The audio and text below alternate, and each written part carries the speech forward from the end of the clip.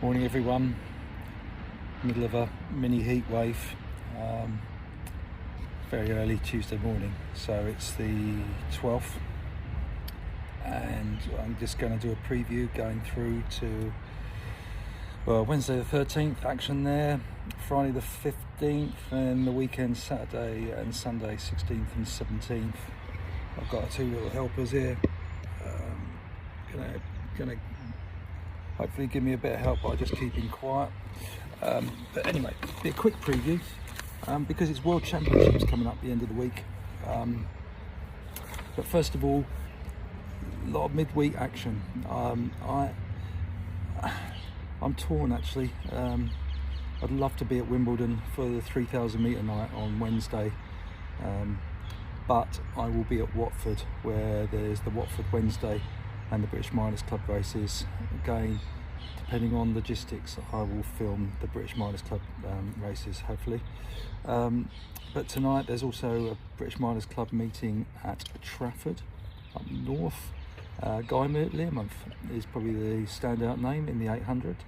And also at Loughborough, there's a good meeting, BMC, on Wednesday. Wimbledon 3000s could be quite interesting because amongst the entries are Ian Crowe-Wright, who ran a 3:57 mile at the weekend, Stuart McCullum, who's run a 13:55,000, and Jacob Allen, who's really hitting form, ran 13:46 for 5,000 metres at Milton Keynes just at the weekend, and they're all on the entry list, although it might depend on how a couple of them recover, or whether they actually do race on Wednesday evening at Wimbledon. Then Friday evening, Tunbridge, we host a Southern Counties Veterans League, and I hope to be at that. It could be a bit of a scorcher by that time of the week. And the World Championships start, which I'll come on to in a second. Then at the weekend, really it goes into the 30s, I think, particularly on Sunday. We've got Southern Leagues, which game could be at, and the England Under-20 23 Championships, which are the trials for the World Under-20s as well. They're at Bedford on Saturday and Sunday. Hopefully, I should think there'll be a live stream for England Athletics YouTube channel on that, worth checking out. I think there will be a live stream. So just coming on to the World Championships, the way I'm going to approach this, I'm just going to run through the British team on the distance races and just give a bit of a lowdown whether I think they're in with a shout, no more than that, and a few of the races coming up at the end of the week. In the 800 we've got 4 women, of course, because Keely Hodgkinson won the Diamond League last year, giving the extra wild card entry, if you like, or not wild card, but automatic qualification, giving us that one extra athlete. We've got Ellie Baker, Alex Bell and Gemma Reekie. A few weeks ago we would have put money on Keely getting gold or silver, but things have hotted up in the 800. I think Moo, probably the favourite still, the Olympic champion, RJ Wilson and Mary Mora from Kenya, have really put themselves in the mix with some good performances recently. So again, just with the men's 800, just making the final will be a challenge, and I really enjoy the semi-finals of the 800s because they are really just as good as the finals in many ways, with so much at stake. The 800 men, very open. Max Bergin, Dan Rowden and Carl Langford for Great Britain. Any of those can make the final. Max Bergin's been touted as a potential winner or medal prospect. It's going to be absolutely fascinating whether he can or needs to adapt his front-running tactics in all 3 rounds of the 800. And then the 1500, Laura Muir, Melissa Courtney-Bryant and Katie Snowden, who recently had a little bit of illness, COVID, so it'd be interesting to see how she's recovered. Recovered quite quickly from that. Again, Laura Muir, not been in the best form of her life recently, but shown some real form over 800, so maybe she can bring that to the 1500. Again, making the final will be fascinating for two of them. You'd expect Laura Muir too. Muir to be in with a shout of a medal. In the 1500, Jake Whiteman's been on super form recently. Neil Gurley's been really consistent and racing very well. And Josh Kerr, a few question marks over his form in terms of him being at his absolute bronze medal, Olympic bronze medal best. But you never know with Josh. He seems to get it right when it matters. Real racer. I'm sure he's not going into this anything better than 100% prepared. So yeah, whether any of them can get amongst the medals in a very competitive event, who knows. But the way Jake's going, and perhaps learning from how he ran his semi-final and final last year in the Olympics, yeah, he could well feature in the medals.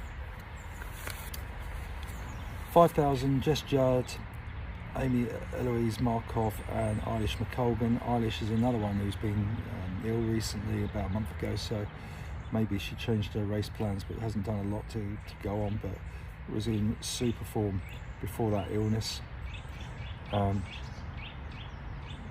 She's got the determination, the guts and the willpower to want to compete with the very, very best in the world, so that's going to be interesting. And we've got Sam Atkin, Andy Butchart and Mark Scott in the 5,000. Again, just getting in the final for that, going to be a real challenge. 10,000, McColgan and Judd are back, in the 10,000, which goes off earlier in the week. And then Paddy Diva is in the only entrant in the men's 10,000 metres. 3,000 steeplechase, we've got Lizzie Bird and Amy Pratt. Lizzie Bird's in good form. Can she close that gap to world class, absolute world class, make the final and be competitive? Who knows? And then in the men's 3,000 steeplechase, unfortunately we haven't got any male competitors, so it should be a very interesting race anyway, but it'd be nice to have some British interest in there. In the marathons, we've got 5 competitors. We've got Rose Harvey, Jess Piasecki and Charlotte Purdue in the women's, and Chris Thompson and Josh Griffiths in the men's marathon.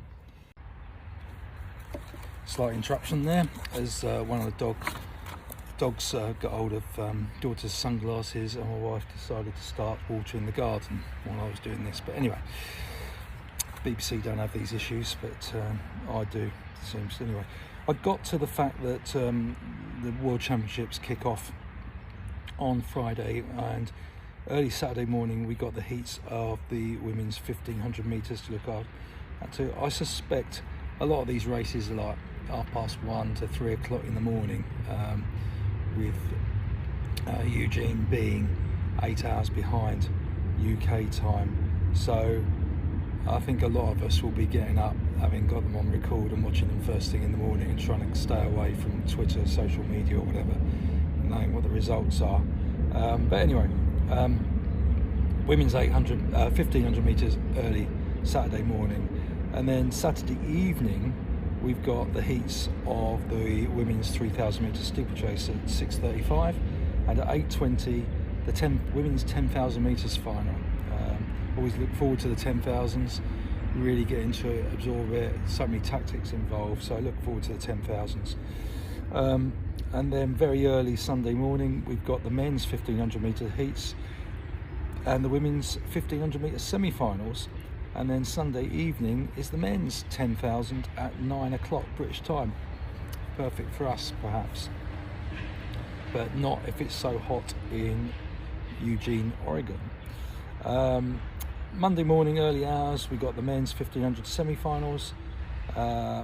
Monday just after lunch, 2:15 Monday, we got the women's marathon, and then Tuesday very early Tuesday morning we got the women's 1500 metres final. So a few things to look forward to towards the end of the week and very early next week. As far as the British prospects concerned, your bets are as good as mine. You think Keeley I'd probably put a couple of pounds on her winning a medal. Max Bergin, so many questions over that. Arup from Canada looks really good, but it is so open. I wouldn't like to predict the men's 800 particularly. Laura Muir, at her best, is possible to get a medal. Jake Whiteman's possible to get a medal, as is Josh Kerr with his racing pedigree. I don't think they both can squeeze in the medals, but you just never know. Men's 1500, I think the 5 and 10,000s, the quality, the opposition will mean no medals. Same in the steeplechase and the marathon. So I think really on the distance side, we'll be looking to the 8s and 15s to throw something in the mix. We might only come away with one medal, and none of them gold. Not depressing, because the standard, it is a World Championships and the standard is incredibly high. But let's hope for some really good performances from the Brits and a great championships. Hope you all enjoyed the heat the rest of the week and the action that's going on. Have a good week, everyone.